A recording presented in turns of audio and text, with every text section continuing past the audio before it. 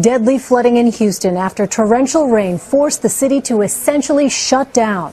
The floodwaters left many residents trapped in their own homes and vehicles. More than 100,000 customers lost power in the Houston metro area.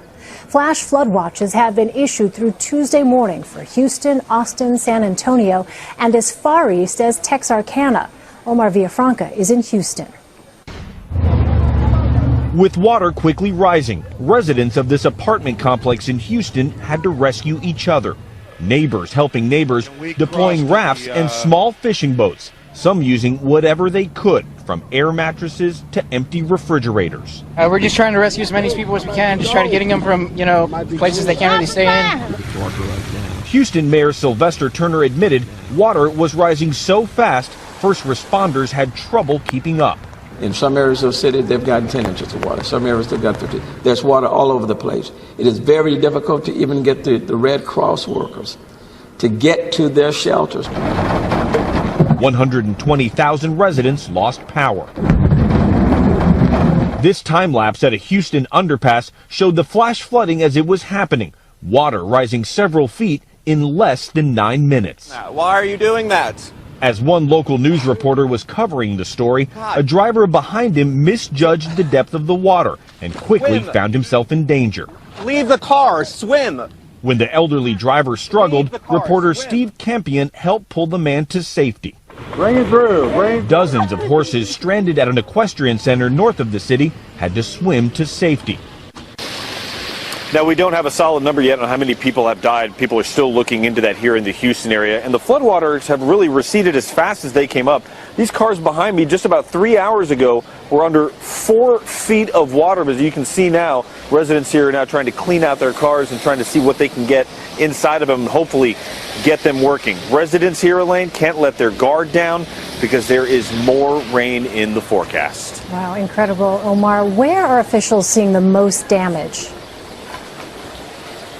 The northwest part of Houston really did get hit pretty bad. Some of the National Weather Service preliminary reports showed everything from 14 inches to 20 inches of water in some rain gauges. And imagine that coming in overnight. That's just a lot of water for a system that's usually used water to deal with. So, of course, Memorial Day last year, there was a lot of flooding. Early reports this wasn't as bad, but people who were at home, which probably saved a lot of lives. And so they woke up, the water was coming to their front door. Many tried to get out. Some of them could, a lot of people couldn't. It was a mess in the middle of the night.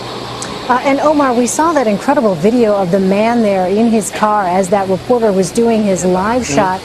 Talk to me about some of the dangers there. Sometimes people just underestimate how much water there actually is. And a lot of people don't understand how flash flooding really works.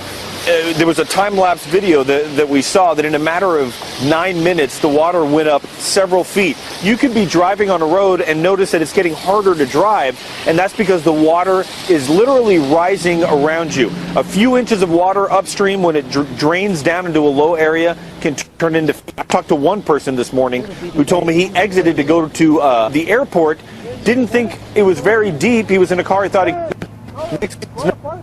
gets jammed, stopped, and it came up to his windows. He had to flag a trucker down who helped get out and to safety into dry land. So 6 inches to 12 inches of water can move a standard car and sweep it away. And when it sweeps it away, it bangs it into things, the car dies, and if you're trapped inside that vehicle, you're going to become a statistic. Such a dangerous situation there. Omar Villafranca, where the weather is even affecting our signal as well. Omar, thanks so much. Thank you, Elaine. More incredible rescue video. Over 70 horses were rescued and moved to higher ground after getting caught in floodwaters north of Houston. Animal rescuers from the Houston SPCA reportedly joined in and helped as well. A new danger in flood-weary Houston.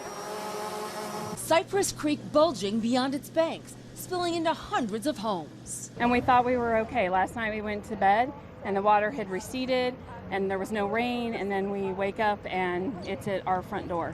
And then it was inside.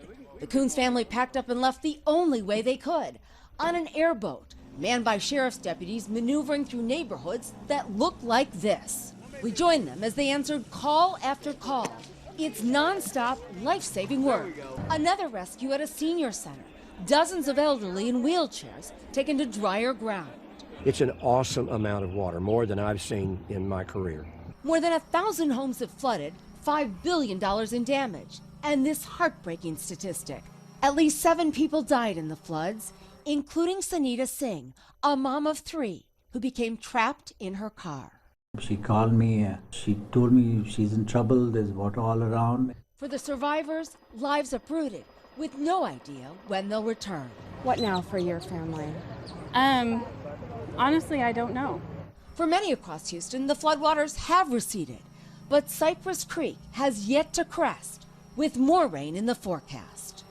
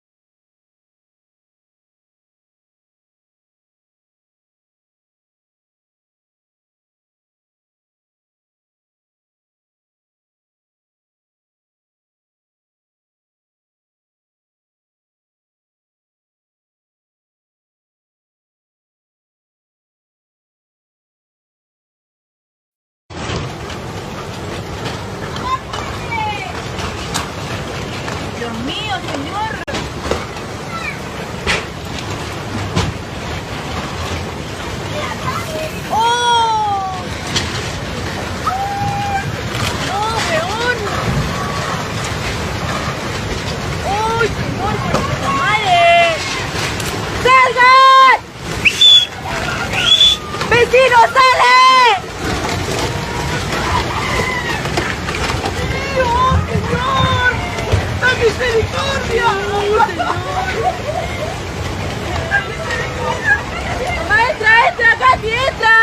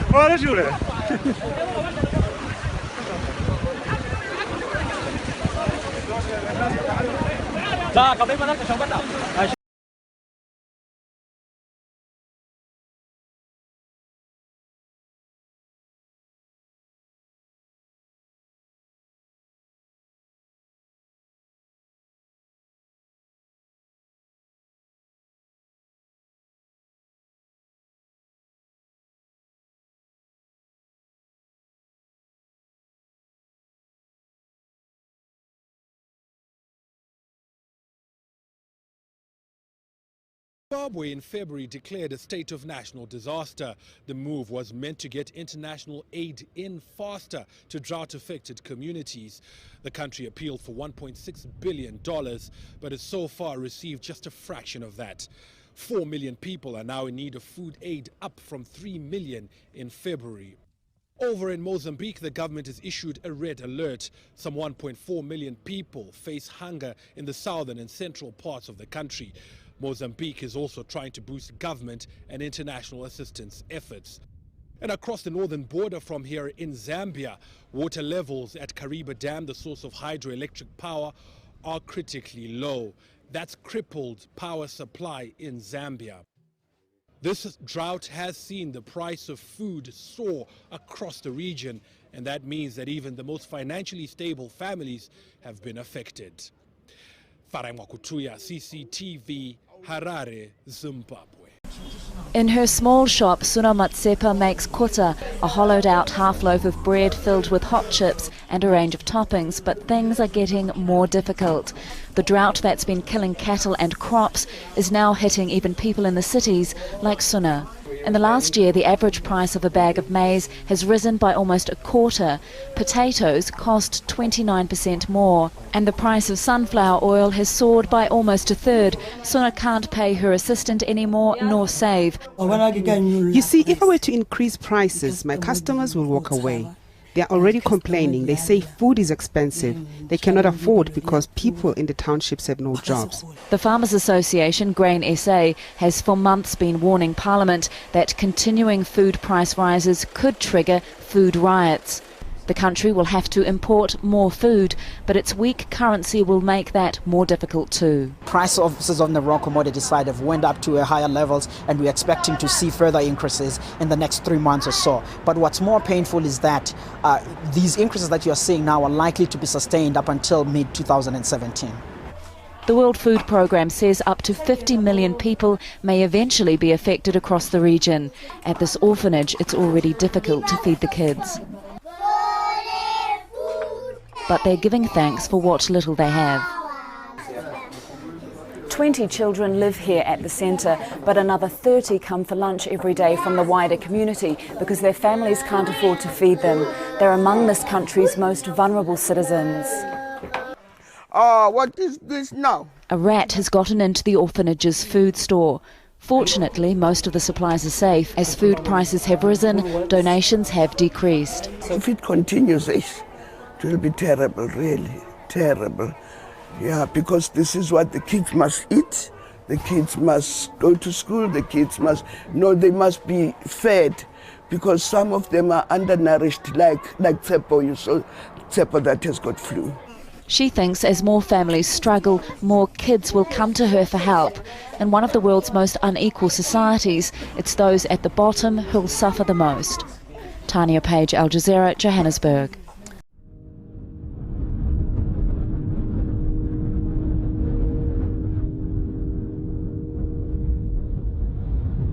aniga dadaydu waxa weeyaa 80 jir 80 ka aan jiray abaar sidaa xoolaha u marisa iyo cunto la'aan sidaas ah waa mid ii koow ah oonan arag maanta horteed anagu dhicin weeyii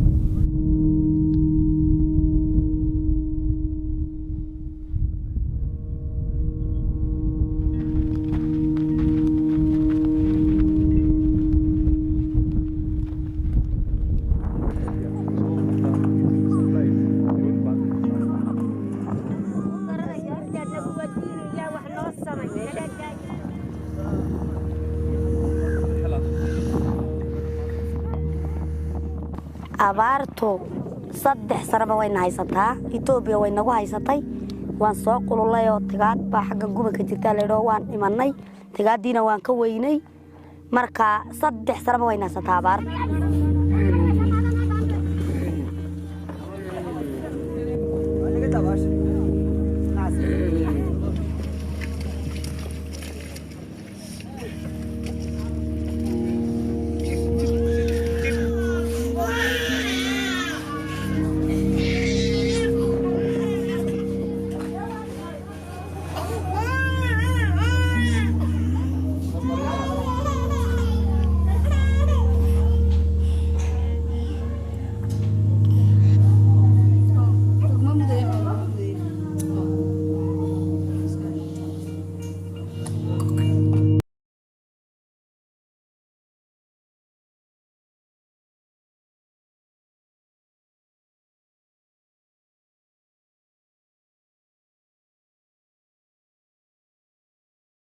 Authorities say over 1,000 houses collapsed in northwestern Khyber Pakhtunkhwa province. And the rains also ruined crops and washed away roads, causing serious economic losses.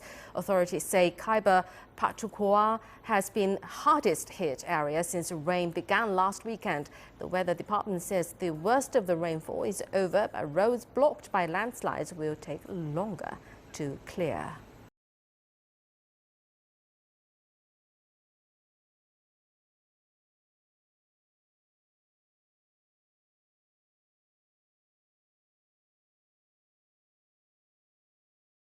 Now, some people are saying that it's the worst drought to hit India in 4 decades, with more than 100 people dying in recent weeks. The government's ordered schools to close and people have been told to stop working outside because of the record-breaking heat. So what is causing the extreme conditions? Well, BBC weather presenter John Hammond has been looking at the underlying factors. Struggling with a severe heat wave, parts of India are seeing record-breaking temperatures. And stricken by 3 years of drought, the heat is now making matters worse, with 330 million civilians across the country suffering. Maharashtra, a state in the west of India, is one of the worst affected areas. Its residents make arduous trips to fetch water as wells and reservoirs run dry. Water is all we think about. Every day. I wait for 4 to 5 hours. I wake up in the morning thinking of whether we will have water. We don't even have water to drink.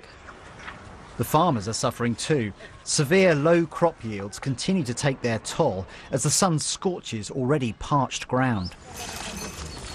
The majority of those thought to have died are farmers and labourers. With water scarce, a special water train filled in Miraj, a city in southern Maharashtra, is sent to villages in eastern parts of the region. So, what's causing such high temperatures? The Indian subcontinent is no stranger to extreme heat. Every spring, clear skies and intense sunshine send temperatures soaring, and the heat is trapped by the Himalayas to the north. But this year has been even hotter than normal. One reason for that is the prolonged drought. The parched ground and dry ground actually heats up quicker than wet ground, added to which the surrounding oceans are warmer than normal, and globally atmospheric temperatures continue to rise. So when will relief of rain arrive? Well, one key is the fact that hot air rises, and as it does so, it tends to suck in moisture from the oceans. And that moisture is absolutely key, because during the course of June, we see a wave of moisture beginning to head its way northwards through the Indian subcontinent. This is the southwest monsoon, and it's a combination of moisture and intense heat which generates huge amounts of rainfall. And this year, scientists believe that we'll see a more intense monsoon than normal, which means above average rainfall, which should bring at least some relief after the prolonged and deadly drought. From Ecuador to India, because this week the Indian government has stated that at least 330 million people are affected by the current drought. BBC pop-up team is currently in India. It's visited one village in Uttar Pradesh to learn about the struggles of living away from water.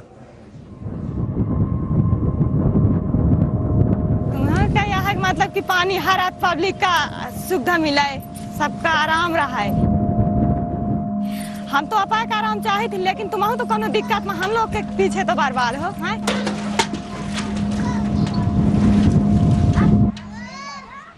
I'm a BBC journalist and I live in California. I'm a BBC journalist and I live in Delhi. It's dry in my state. It's dry in many states in India. It's the driest it's been in California in 165 years of recorded history. Well, India has seen more than 40 severe droughts in the last 200 years alone. In Los Angeles, if I go out to eat with my friends, I have to request a glass of water. I'm not automatically just served it. Well, those in central India have to walk for miles to get their glass of water. इनके यहाँ दिक्कत क्या हुई है? मेरी शादी हो गई है, लगभग 15 साल हो गए। तो जब से मैं आई हूँ तो मतलब मुझसे बर्तन रखता नहीं बनता है सिर में।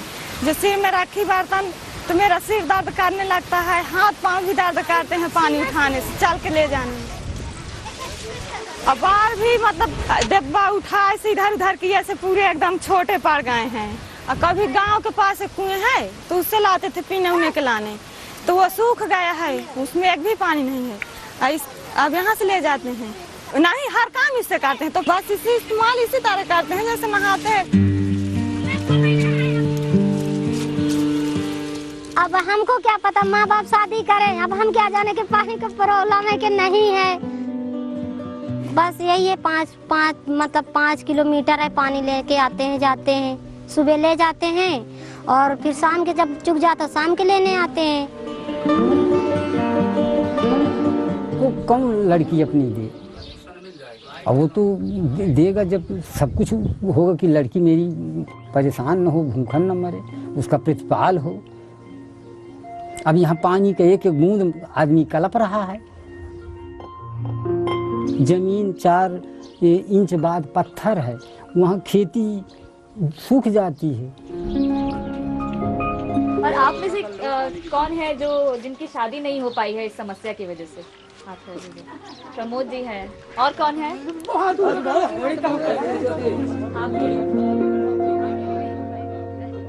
100% में सोचिए कि 80% ऐसे हैं जो बगैर शादी के पड़े हुए हैं। सर झगड़ा हो जाता है पानी में। अब जैसे भरने गए पानी नहीं है और एक साथ लोग पानी भरने लगे तो उसमें बवाल पड़ जाता है। लेकिन जब ये पानी का समस्या देख लिए तो फिर कहते हैं कि बहना आप वहाँ शादी मत कराइए। A heat wave across most of India has brought temperatures above 40 degrees Celsius. Dozens of deaths have been reported in the southern Indian states of Telangana and Andhra Pradesh. The state of Orissa experienced its hottest April day on record on Monday, with temperatures peaking at 45.8. Forecasters say the heat wave may ease, but statistically, the hottest months of the summer are yet to come. Well, there's a heat wave in Malaysia that's closing more than 250 schools. Authorities say the closures are intended to protect the health of 100,000 students. The extreme heat has also slowed down vegetable production, leading to price rises. Since the onset of summer, Indians have been wilting under the heat. Temperatures rose unusually in the first week of April. Several parts of the country are recording deviations of more than 5 degrees Celsius. This summer we are expecting the highest maximum temperature also in Andhra Pradesh and Telangana also. Some places may touch 47 or 48 degrees centigrade also this year. Last year, the heat wave claimed nearly 2,000 lives in those two states. And this year, the usual April rains have been delayed, pushing the mercury upwards again. Weather officials say it's the after effects of the weather phenomenon El Nino, which caused the poor monsoons last year. Indians now grappling with a water crisis. There's no water in the nearby areas. We have to travel almost 4 to 5 kilometers to get it. We have cattle and we need to feed them as well. Regular services in hospitals are under threat. The situation in the hospital is really bad due to the water crisis. 70% of planned surgeries and 30% of surgeries in the outpatient department have been cancelled. We are only conducting operations in emergencies. The heat has also closed schools. People are advised to stay indoors in the afternoon to avoid exposure to the blazing sun. Fang Dongxuan, CCTV.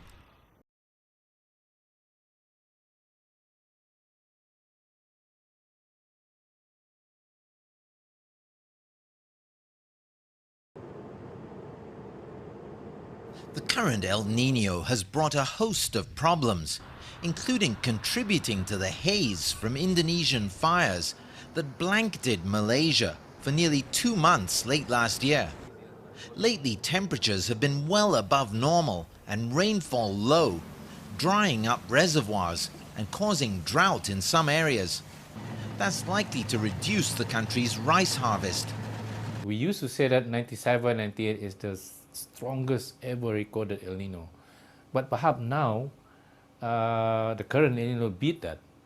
You know, if you look at the temperature increase in the Pacific Ocean between these two El Nino, it seems to me that the current El Nino is even slightly higher in our region. We now understand how El Nino affect our regional climate. We know where the area is prone to drought, where perhaps the area is prone to flood during El Nino. So all this information, if it is used, incorporated into the planning, I'm pretty sure that we can perhaps minimize the impact of El Nino. But there's one industry that isn't complaining: palm oil, which is worth billions of dollars a year to Malaysia. Since a peak in 2012, prices nearly halved on the back of weakening global demand.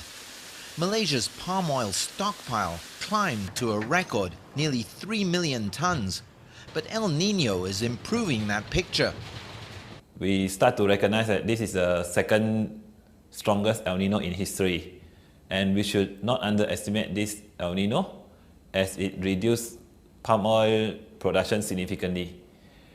El Nino caused dryness in the palm oil estate, and as a result of extended dryness of more than 3 or 4 months, then the trees get stressed, and as a result they produce less fruits. As a result of less fruits, we get less oil in the market. That has halved the stockpile and helped to sharply drive up the price of crude palm oil. And it's that price, not the amount of oil produced, that has the biggest impact on palm oil companies' profit margins, which are going to be much higher in the coming months. The flip side to that is that consumers, including price-sensitive ones in the biggest markets for palm oil, China and India, will have to pay more for their staple oil. And El Nino will see Malaysians pay more for their fruit and vegetables, rice, even fish. Ryan Meltzer, CCTV, Kuala Lumpur.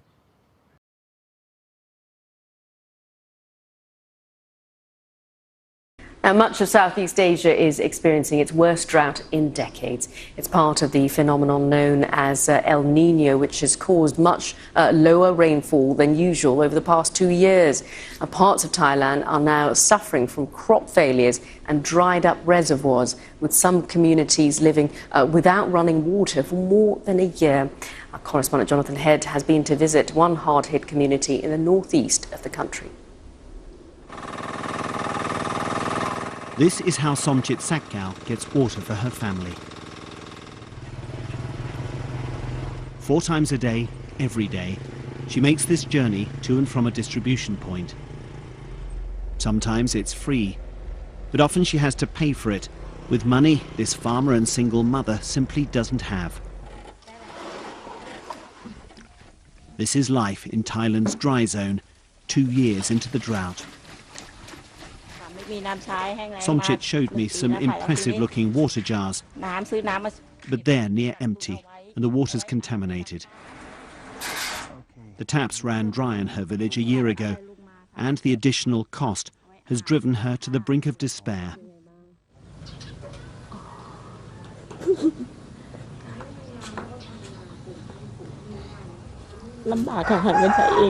It's so difficult, because I have to earn money on my own.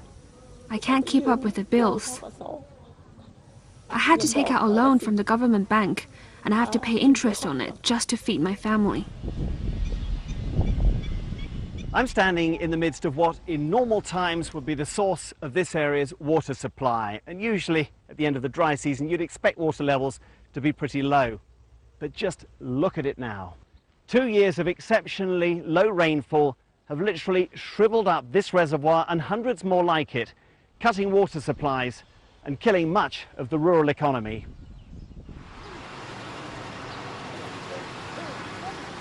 The fire brigade has been enlisted to carry water to the local pumping station. They make dozens of trips every day, up to 40 or 50 kilometres away. Even so, what they bring supplies only some houses for just 2 hours a day. The water situation right now in the region is very serious because there's not much left. It might be finished in just a few days. Somjit brought me to see the other cause of her hardship. Paddy fields, her main source of income, now dried to dust. If the rice crop fails again this year, she has nothing to fall back on. An elderly neighbour stops for a chat. The oppressive heat and interminable drought are on everyone's minds, along with the hope that the rains will soon be here. Jonathan Head, BBC News, northeastern Thailand. Drought is lingering in Southeast Asia. Now, farmers are struggling in Thailand as reduced water for irrigation has hurt agriculture, particularly rice cultivation. With less rain expected this year because of El Nino, the government has implemented drought mitigation measures. They call on farmers to stop irrigating paddy fields to save underground water and encourage them to grow other plants such as potatoes, mushrooms, and corns, which use less water. And it's not only a local problem, while the drought is expected to impact the exports of sugar from Thailand this year.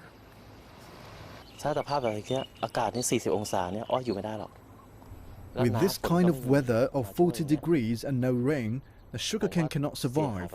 80% of the crop was damaged, and for the next year, I think it will be worse. The sugar supply is not enough for export. We have a huge quota for export, but we do not have enough supply to meet the target. We're still missing about 300,000 tons of sugarcane to produce sugar. Now, Thailand is forecast to ship 20% less of the sweetener to international markets in 2016.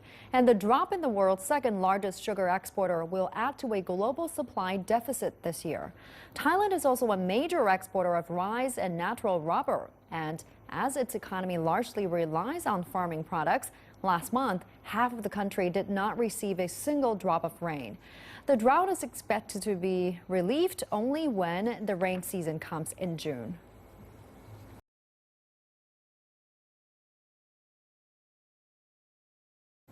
A severe drought caused by the El Nino weather pattern is causing food shortages in the Philippines. The country's agriculture ministry said more than 300,000 hectares of farmland have been affected by the drought, causing about $115 million worth of losses.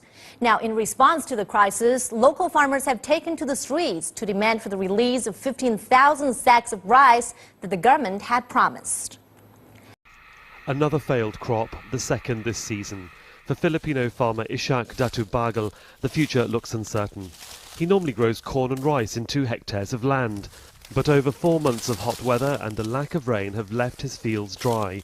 He says he should have harvested 3,000 kilograms of rice this year and made enough to survive and provide for his family. Instead, rats have infested the area. Living underground, they eat what Ishak can't harvest. We're just borrowing money and I'm buried in debt. If I don't borrow money, I will have nothing to eat. My children will not survive. We are hoping that rain will come soon so our crops can finally grow. Neither the rain nor any official help has reached him or his community yet. Ishak is one of thousands of farmers in the autonomous, largely Muslim region of Mindanao who've been facing drought since late last year. It's affected an area of 37,000 hectares in this region alone. River levels are low. Water channels that are a lifeline to farmers are now overgrown or just bone dry. The Philippines has been badly affected by El Nino, the weather phenomenon that's been disrupting temperatures and rainfall patterns around the world. Climate change and abnormal weather conditions are affecting farming communities in Maguindanao in the worst possible way. Forecasters say El Nino is rare, occurring once every few decades, but that will change. It may become more frequent and last longer. The unpredictability of the situation is worrying authorities, who stress they are doing everything they can. We have been assisting or helping around 30,000 farmers. That's for the entire region. We have also sent relief or food packs for those affected by the drought. In an instance, we have, in just one area in Maguindanao, we have spent around $200,000 for relief operations. Last Friday, farmers vented their anger at officials in the nearby province of Kidapawan. 3 were killed and many more injured. Presidential elections are 4 weeks away, and the drought crisis is turning into an election issue. But for farmers like Ishak, the problem needs urgent attention.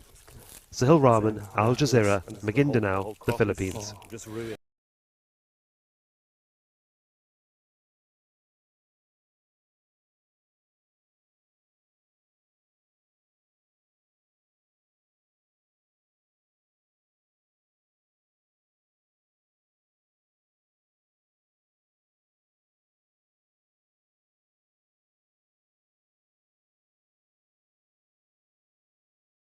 If you've been holding out for autumn to arrive, you may need to wait a little while longer. Queensland just sweltered through its hottest April on record, and as we head into winter, there's little sign of reprieve. It's been hot for so long, we've almost forgotten how it feels to be cold. When was the last time you put on a jumper? Ooh, I can't even remember. Not this year. No surprise, we've just swum, surfed and sweated our way through our warmest April ever. Across the state, temperatures were on average 2.7 degrees warmer. We have the extremely warm waters off the east coast, and that also pushes temperatures up, particularly in the coastal regions. Brisbane, Logan and Archerfield all sweltered through their hottest Aprils ever. In Brisbane, we averaged 27.3 degrees, 1.3 degrees above the norm. We also had our warmest April nighttime temperatures, 17.7 degrees. Ipswich had their hottest April in almost 30 years, with the average temperature up more than 2 degrees to 29.5 degrees.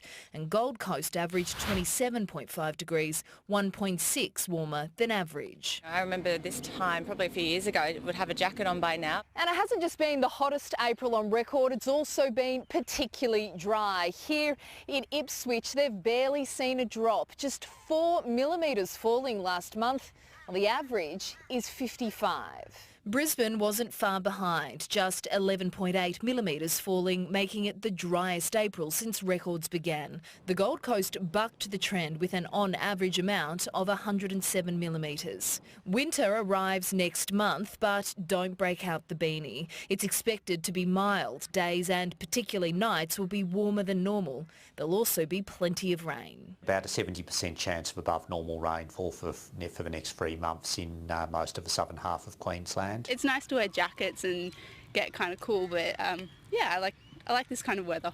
Sophie Walsh, 9 News.